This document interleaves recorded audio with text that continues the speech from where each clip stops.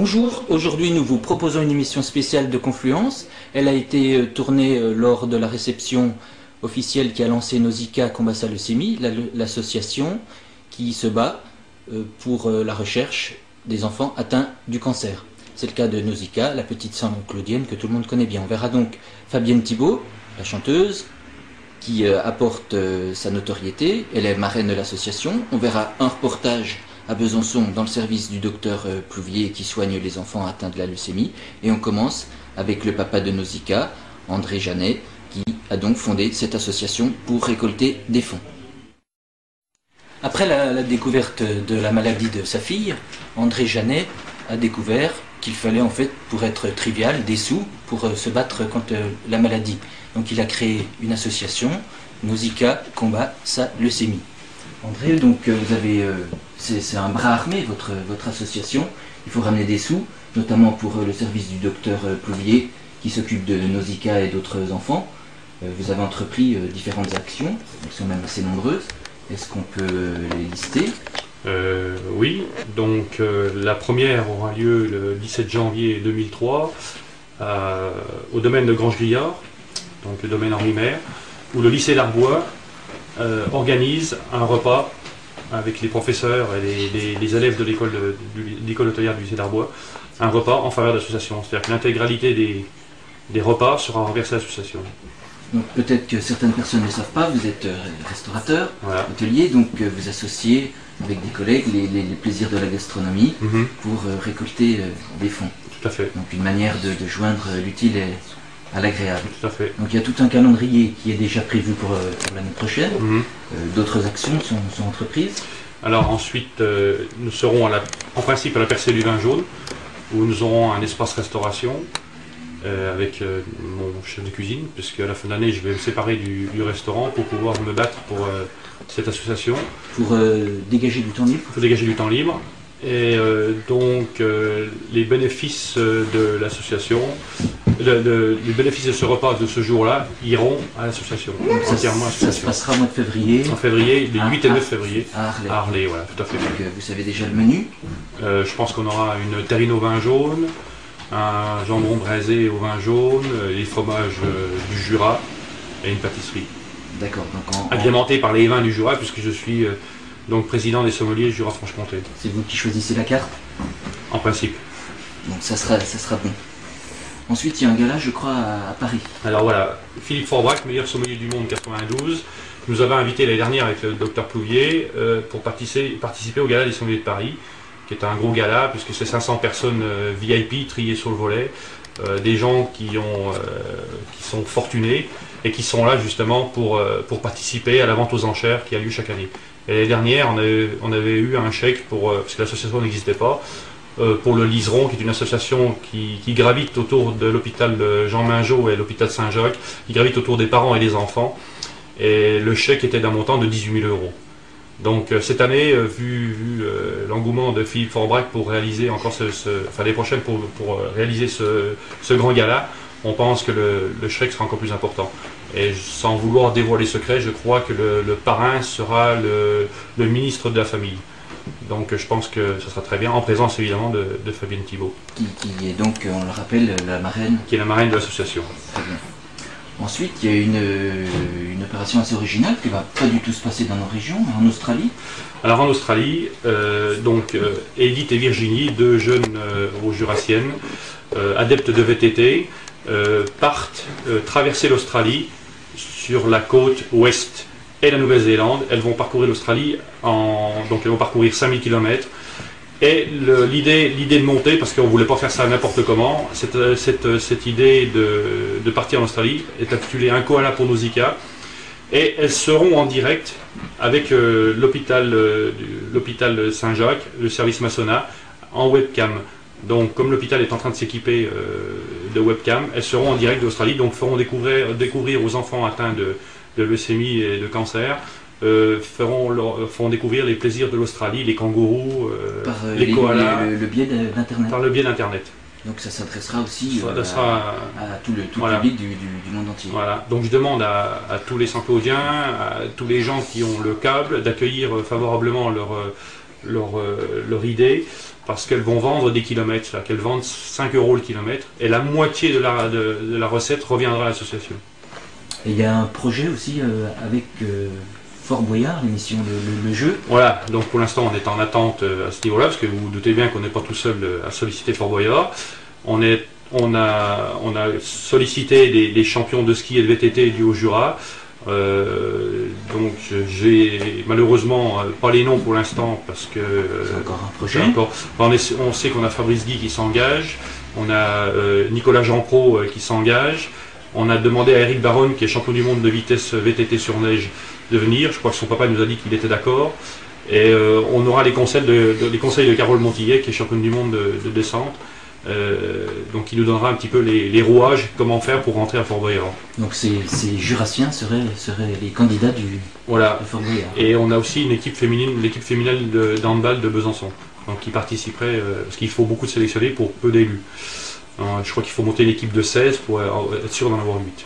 Donc cette association dont vous êtes le président, elle va donner des fonds au service du docteur qui soigne Nausicaa. Oui, pas tout à fait comme ça. On va adhérer avec une convention bilatérale au groupe français d'études des cancers et leucémies de l'enfant, dont le docteur Plouvier en est le trésorier. Donc ce groupe de recherche travaille sur les leucémies de l'enfant et des cancers. Et donc on a demandé qu'une convention soit écrite pour que le docteur Plouvier puisse mener de nouvelles recherches sur la leucémie. Très bien. Infantile. Donc c'est aussi pour ça que vous allez vendre votre restaurant pour vraiment vous occuper à mi-temps, 3/4 temps de cette association. Voilà, je crois que mon combat a commencé le 8 janvier, date à laquelle on a découvert la maladie de Nausicaa. Et donc maintenant, les gens n'ont qu'à bien se tenir parce que je vais arriver un peu partout avec mon épée, avec mon bouclier et quémander, enfin aller chercher vraiment des fonds pour qu'on puisse mener à bien ces opérations. Donc tiens quand même à le dire que le budget recherche cancer en général en France est de 170 millions d'euros, et si on compare le budget américain est de 48 milliards d'euros. Donc il y a quand même un décalage, donc il faut absolument qu'on se mobilise et puis que les gens versent à l'association, qu'on puisse, à l'heure actuelle on sauve 2 enfants sur 3, pour moi c'est pas assez, le chiffre doit être à 3 sur 3, même si on sait toujours qu'il y a toujours une exception, mais on doit monter les chiffres. Donc c'est notre nouveau combat. Très bien, je crois que les gens auront bien compris votre message. J'espère. Donnez, et si vous donnez, l'argent partira dans un des services qui s'occupe plus particulièrement des enfants atteints de leucémie, comme celui du docteur Plouvier. Le docteur Plouvier, vous allez le voir, à Besançon, il a été interviewé par André Janet lui-même. Bonjour docteur, alors je me suis transformé pour un moment en journaliste. Alors, si vous voulez bien, je vais vous poser quelques questions. Qui êtes-vous, docteur? Je suis le docteur donc Emmanuel Plouvier. Je suis chef de service de pédiatrie ici à l'hôpital Saint-Jacques à Besançon. Et je suis aussi et surtout responsable de l'unité d'hématologie et de cancérologie infantile du CHU. Alors ici, que soigne-t-on comme maladie? Donc on soigne tous les enfants de la région de Franche-Comté, parfois un peu hors région, qui sont atteints soit de leucémie, soit de cancer, tout type de cancer, quoi. Le lymphome, les tumeurs osseuses, les tumeurs cérébrales, les tumeurs du foie, enfin, tout ce qui peut se voir chez l'enfant. On découvre combien d'enfants atteints de leucémie par an en France, à peu près, on découvre entre 1600 et 1800 nouveaux cas, dont un tiers de leucémie aiguë et 2 tiers de tumeurs solides. Et on arrive à en guérir combien? Alors avec les protocoles actuels et les résultats qui sont actualisés, on guérit 2 enfants sur 3 globalement, quoi. Mais avec des grandes différences selon le type de tumeur, bien sûr. Alors, comme Nausicaa, quel est son type de leucémie? Le Nausicaa donc a une leucémie aiguë lymphoblastique, qui est le type le plus fréquent chez l'enfant, mais avec une translocation particulière qui fait la gravité du pronostic. Et là, elle est sur un nouveau protocole dont vous avez été un des pairs, quoi.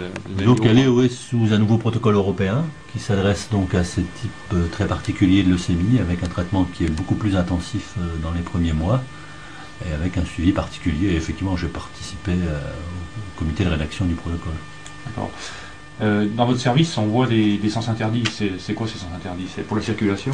Non, pas vraiment. C'est pour interdire justement aux visiteurs d'aller dans des coins du service qui sont des services qui est le coin protégé ou pour éviter les infections chez les enfants qui ont très peu de globules blancs et qui sont à haut risque infectieux. Alors, ces enfants sont en isolement, on ne peut pas rentrer dans la chambre, ou alors quand les gens rentrent, les parents sont autorisés à rentrer, ou les personnes soignantes, ils rentrent, quel équipement ils ont? Donc effectivement, on n'interdit pas les visites quand même, mais on les restreint à ce moment-là uniquement aux 2 par an, enfin 2 visites par jour.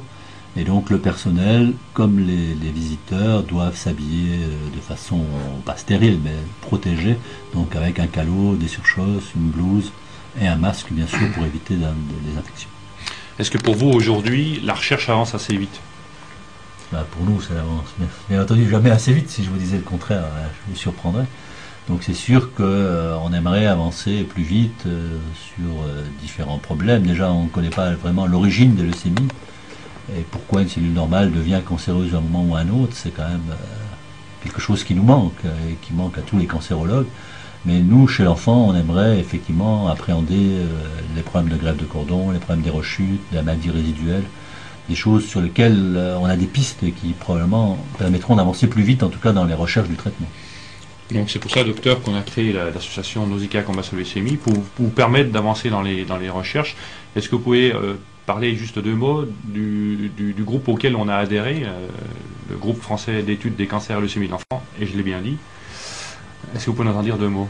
Tout à fait. Donc on voulait, effectivement, c'est pour ça que l'association a été créée, c'était pour avoir une aide spécifique au cancer de l'enfant. C'était bien, parce que si vous voulez, nous, en tant que pédiatre, on est un peu noyé quand on parle de cancérologie au milieu des cancérologues adultes qui représentent un lobby important et qui représentent effectivement 99% des cancers et nous 1%. Donc il nous semblait important d'avoir une association spécifique et un groupe français spécifique au cancer et leucémie de l'enfant qui défendent la spécificité pédiatrique et la recherche dans cette matière en pédiatrie. Donc le groupe français regroupe tous les centres d'hématologie et de cancérologie pédiatrique. Il y en a combien réunis en France? Il y en a 38, et dont 4 à Paris, et sinon il y en a 1 par région, en gros c'est ça. Et donc tous les centres ont été fédérés, donc moi je suis le trésorier, et il y a un bureau qui veille à ce que la majorité des enfants traités sur le territoire français rentrent dans ces protocoles qui ont été labellisés par ce groupe. D'accord. Docteur, je pense qu'on va vous laisser retourner à vos occupations car vous avez eu du travail. On vous souhaite plein de bonnes choses et puis en espérant que la maladie reculera et que la recherche avancera à grands pas. Merci docteur. Ouais, merci beaucoup. Alors Jean-Paul, vous êtes président du Liseron, une association qui gravit autour des enfants et des parents dont les enfants qui sont atteints de leucémie cancer. Est-ce que vous pouvez nous expliquer